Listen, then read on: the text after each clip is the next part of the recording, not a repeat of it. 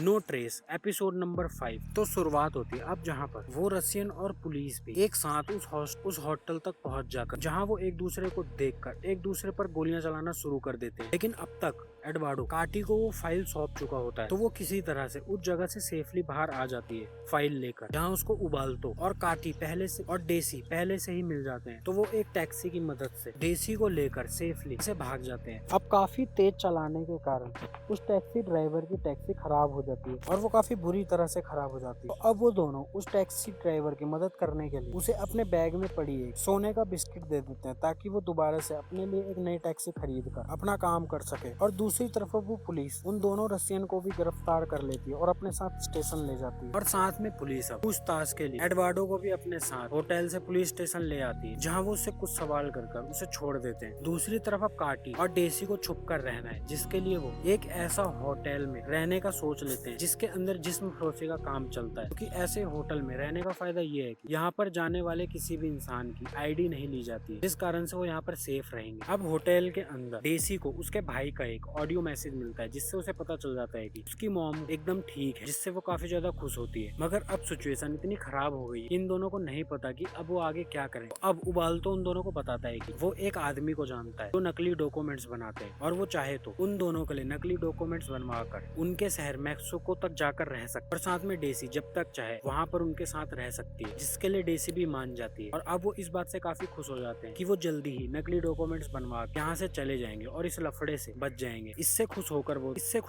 उसी होटल में मौजूद एक बार में जाकर पार्टी करना शुरू कर देते हैं, जिसमें वो काफी सारी दारू पीते हैं। दूसरी तरफ उन दोनों रसियन का बॉस जाकर नेस्टर से मिलता है और वो उसे बताता है उसके दोनों लोगों पुलिस ने गिरफ्तार कर लिया है और वो जल्दी से उन दोनों को बाहर निकलवाए, ताकि वो अपना काम पूरा कर सके और उन दोनों लड़कियों को ढूंढ सके। लेकिन जिस समय नेस्ट उस रसियन आदमी से बात कर रहा होता है, तभी उसकी ये बात उसकी गर्लफ्रेंड पीछे से सुन लेती है। और अब वो नेस्टर से सब कुछ सच सच बोलने के लिए बोलती है, जिसके बाद नेस्टर उसे सारी सच्चाई बताता है कि उसके सभी घपलों के बारे में उसकी गर्लफ्रेंड उसकी वाइफ को पता चल गया था और वो उसको भी उस कंपनी से निकालने वाली थी। और इस समय एक फाइल है जो दो लड़कियों के पास है, जिन्हें ढूंढने के लिए उसने अपने इन लोगों को उसके पीछे लगवाया है। अब ये बात सुनकर पहले तो उसकी गर्लफ्रेंड काफी गुस्सा होती है, लेकिन फिर वो बोलती है कि वो दोनों पार्टनर हैं और उन दोनों को अब से कोई भी बात एक दूसरे से नहीं छुपानी और मिलकर काम करना है। मतलब अब गर्लफ्रेंड भी उसके साथ हो जाती है। दूसरी तरफ अब डेसी काफी ज्यादा नशे में हो, तो वो एक वीडियो रिकॉर्ड करती है, जिसमें वो आयरीन को सब कुछ सच सच बता देती है। और वो उसे ये भी बोलती है कि वो कुछ ही टाइम में नकली डॉक्यूमेंट्स बनवाकर यहाँ से निकलने वाले हैं। और वो नशे की हालत में आयरीन को वो वीडियो सेंड कर देती है। मगर जिस समय वो सब ये सब कर रही होती है, उस समय काती का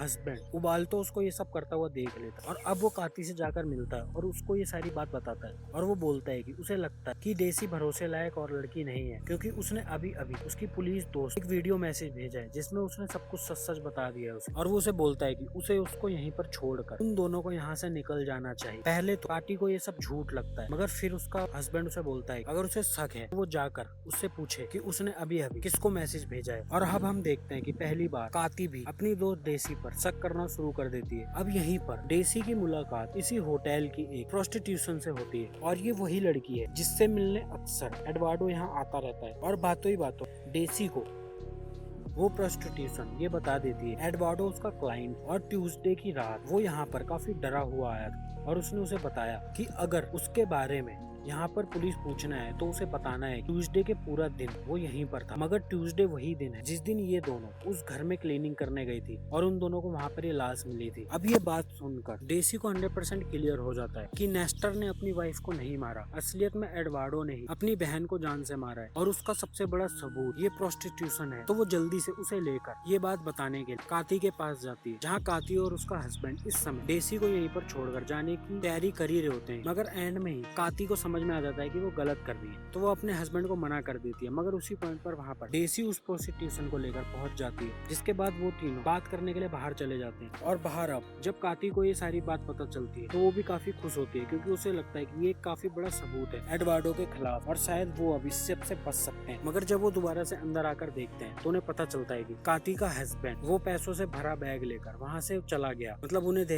उन्हें धोखा देकर भाग गया। तो अब दूसरा कोई और चारा ना देख आयरीन का फोन तो तो मिल नहीं रहा होता है, तो दूसरा कोई और चारा ना देखकर वो लोग ये बात बताने के लिए आयरीन के उसी पुलिस साथी को फोन कर देते हैं, क्योंकि उन्हें लगता है कि अब उन लोगों के पास अच्छा सबूत है, तो उन लोगों को किसी भी पुलिस ऑफिसर को ये बात बता देना चाहिए। तो वो उस ऑफिसर को फोन कर जल्दी से उसके पास आने के लिए बोलते हैं। इसके बाद तुरंत ही वो पुलिस ऑफिसर उनके पास पहुंच जाता है, मगर वो यहाँ आते ही उनकी कोई भी बात सुने बिना उन पर गन पॉइंट करते हुए उन्हें गिरफ्तार करने की कोशिश करता है। अब ये देखकर काती उस पुलिस ऑफिसर के पीछे आकर उसके सर पर जोरदार अटैक कर देती है। इस कारण से गलती से उस ऑफिसर की गन का ट्रिगर पॉइंट दब जाता है और वो गोली जाकर सीधा काती के कमर में लगती है, जिससे वो घायल हो जाती है। और इसी पॉइंट पर एपिसोड नंबर 5 भी खत्म हो जाता है।